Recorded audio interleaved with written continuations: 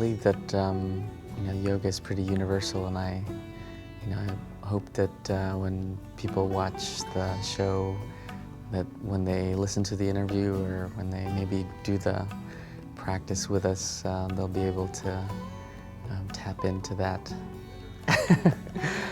I don't think I have any advice for Audi. I think he's very natural, and he's very great speaker, and I think he has a very great idea in terms of synthesizing or bringing attention to Kabalah Yoga, and I'm definitely very happy to be a guest, and I think he'll have plenty of success. To me, if you lose your smile and your joy, then you've lost the point, So definitely you can play in yoga. Listen, yoga has been around for at least 5,000 years. It went through different eras in India, from the Vedic area to Brahmins to King Rajas, whatever, all the way to North America, where it's all kinds of things.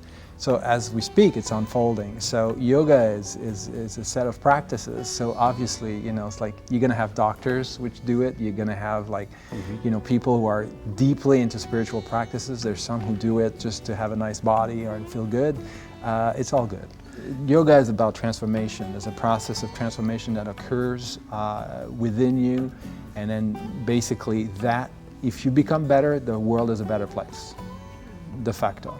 Have we elevated our religious teachings across all religions to get away from fear of God and rather love of God? Because the way one rabbi put it is, the same God that you don't believe in, I don't believe in either. Okay. Explain that. Okay. Well, I guess what I mean is, I think some people have elevated, have expanded their sense of what God, the divine, is. Some people get stuck. Like Freud talks about, you can get stuck at different levels of development. I think, for better, for worse, some people get stuck along the way and don't have an expanded view and more of an adult view, I would say more of a mature view.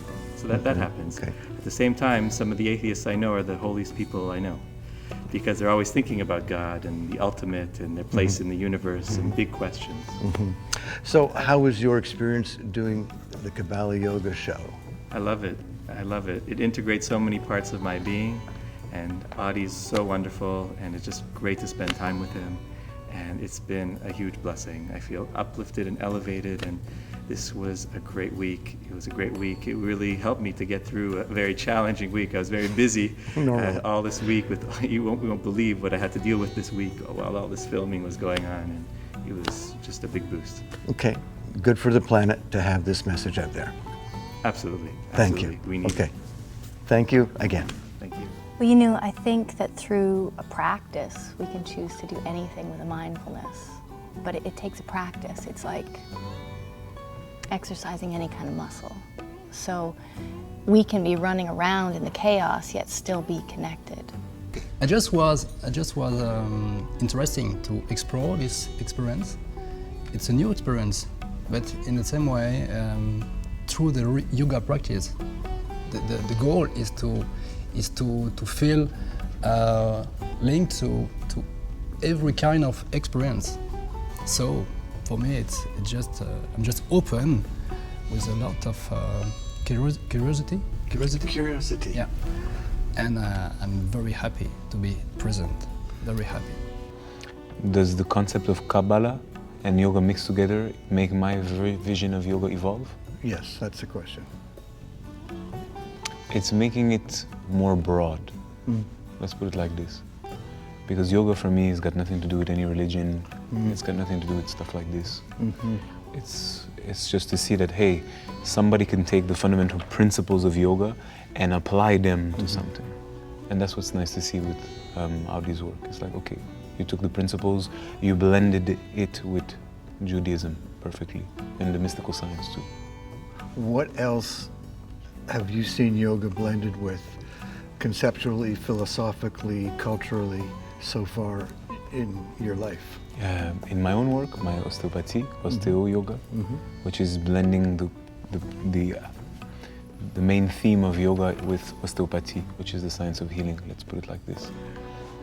Yoga is basically, you can put it to anything. It's just like the neutral color. It's just kind of what keeps things together. In terms of Kabbalah, which is a Jewish belief in yoga, have you gained any knowledge about Kabbalah with yoga? A little bit. Probably, I'd like to dive a little bit deeper to see a little bit more, you know, where those traditions interconnect. Yes.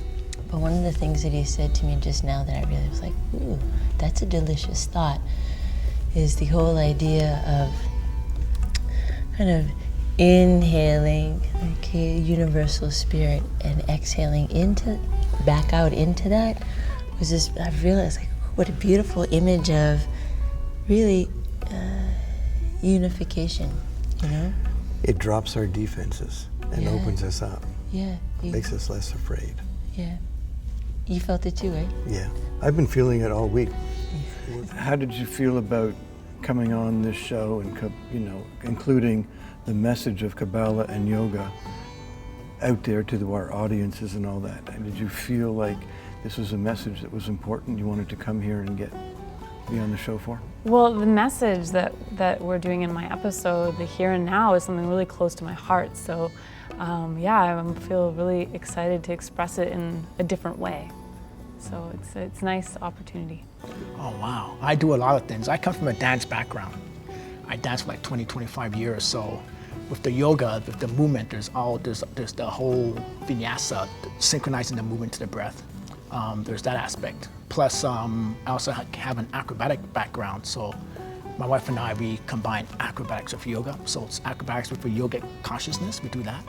Plus I do Tai Chi too, so basically it all just flows. It all just, you know, mixes together. How do you feel about Audi's teaching you of the Kabalah Yoga concept? Are you intrigued to go forward and learn more? Yeah, actually, the more I do it with him, the more I can see their different perspectives, and it's very, very intriguing. You know, I have so many questions, but during the filming, it's not about questioning, we were more like doing it together. But I would have many questions now. The more I can see him do it and explain things. Where it went, was that your expectation? Well, I mean, I think it's a more exciting answer to say no. I was totally surprised by this experience. But in fact, as a student of flow and as a student of yoga and spirituality in general, I sort of have come to the conclusion that everything always works out the way that it should. And so nothing today was actually surprising to me. Everybody here is really great and easy and fun to work with and personable and open-minded and expansive, and Audi's great. And you know, it sort of is like when you recognize that you're a citizen of the world, you're at home in any tribe, and each tribe has their own language, but really we're all the same. I mean, I really feel that way. It's not just a Bob Marley song. About a year and a half ago, 2 years ago, we went to Israel. We shot a video in Israel, and it was done really, really well. Audi's a professional at yoga, and I think he's becoming a yoga guru of some sort, with his specialty of doing Kabalah Yoga. And I think that once we filmed the yoga video in Israel and we came back here and we edited it, we created a really good product. And then with that product, you know, we sent it out and we got the kind of response that we were hoping to get. Well, I'm really proud to be on board. Me too. This. Yeah. It's a lot more scopy than I first imagined when you said, would you do me a favor and kind of direct this thing for my brother? And I thought I'd be in a four-walled white yoga room, you know, falling asleep at the monitors. But it's not that room, and it's not that kind of people. And the messages I'm learning from Audi and from the other 13 yoga guests are really worthwhile, personally for me. So there's a lot of good things I got out of this show that I didn't anticipate. I was really impressed with the interviews. I think that yoga is not just about what's on the mat, but what we can learn. And I learned personally a lot of stuff this week from everyone, even if I knew what they were saying, just to hear it from their own experience. So when I was listening, I was like, wow, you know what? People want to hear that because there's a message to give, and to leave the show with something precious, something that you can use, not only on the mat, but for your life, that's pretty cool.